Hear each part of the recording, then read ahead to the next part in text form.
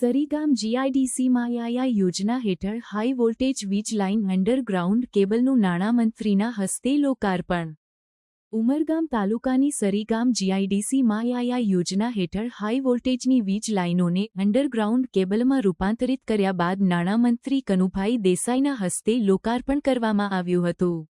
Sarigam industries association ખાતે યોજાયેલા કાર્યક્રમમાં એસઆઈએના તમામ હોદ્દેદારો સહિત અન્ય ઉદ્યોગ જગતના આગેવાનોએ હાજરી આપી હતી.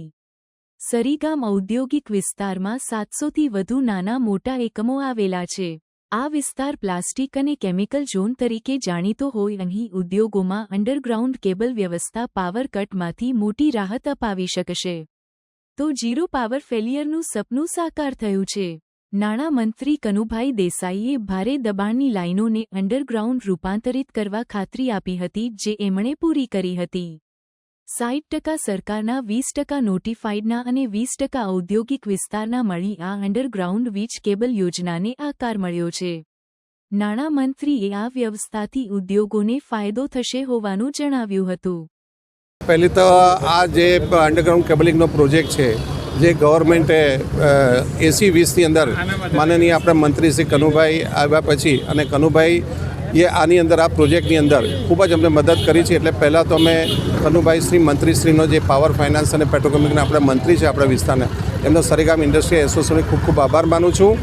અને બીજું આ આવવાથી ફક્ત આ એક જ અંડરગ્રાઉન્ડ કેબલિંગ સિસ્ટમ એવી છે જેનાથી આપણે પાવરના પ્રોબ્લેમ સોલ્વ કરી શકીએ. અને આજે સરીગામ આખા ગુજરાતની અંદર ત્રીજું એવું એસ્ટેટ છે કે જે આખા એસ્ટેટની અંદર અમે અંડરગ્રાઉન્ડ કેબલિંગનો પ્રોજેક્ટ આજે પૂર્ણ કર્યો છે.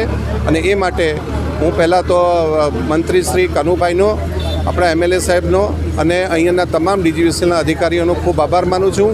અને આ અમારું એક એસઆઈનું એક સપનું હતું કે આ સ્ટેટની અંદર ઝીરો પાવર ફેલિયર સિસ્ટમ બનાવી છે. એ માટે જેમ નિર્મલભાઈએ કહ્યું તેમ અમારા જે ડીજીવીસીએલ કમિટીના ચેરમેન છે વર્ષોથી દાસભાઈ અને અમારા બધાનું એક સપનું હતું કે સરીગામને આપણે ઝીરો પાવર ડિફેક્ટ સિસ્ટમ બનાવીએ. અને આ અંડરગ્રાઉન્ડ કેબલિંગ આવવાથી આ એસ્ટેટને ખૂબ જ મોટો ફાયદો થનાર છે અને અનઇન્ટરપ્ટેડ પાવર આ એસ્ટેટને મળતો થશે. અને એ માટે ફરી એક વખત અમારા જેટલા બી અગાઉના ભૂતપૂર્વ પ્રમુખો છે, અમારા કમિટી મેમ્બરો છે, ઓફિસ બેરરો છે, એ બધાએ ખૂબ આની અંદર સહકાર આપેલો છે. આ તકે સર્વેનો આભાર માનું છું. સ્થાયી વિકાસ એટલે કે સસ્ટેનેબલ ડેવલપમેન્ટમાં આગળ વધી રહ્યું છે ત્યારે વીજળી એક સૌથી અગત્યનું પરિબળ છે.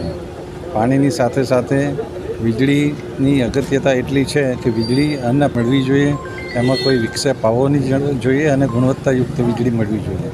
આજે સરીગામ ખાતે લગભગ 35 કરોડના ખર્ચે અંડરગ્રાઉન્ડ કેબલિંગ જે કરવામાં આવ્યું છે એ ફક્ત ને ફક્ત ગુણવત્તાયુક્ત વીજળી દરેક ઉદ્યોગોના ઉત્પાદન પ્રક્રિયામાં વિક્ષેપ ન આવે અને સાથે સાથે એમની પ્રક્રિયા સરળ રીતે ચાલે અને વીજળીનો ખર્ચ પણ ઓછો થાય એ હેતુથી ગુજરાત સરકાર દ્વારા અને સરીગામ એસોસિએશન સાથે મળીને ડીજીવીસીએલે આ એક પ્રોજેક્ટ સંપૂર્ણ રીતે પૂર્ણ કર્યો છે.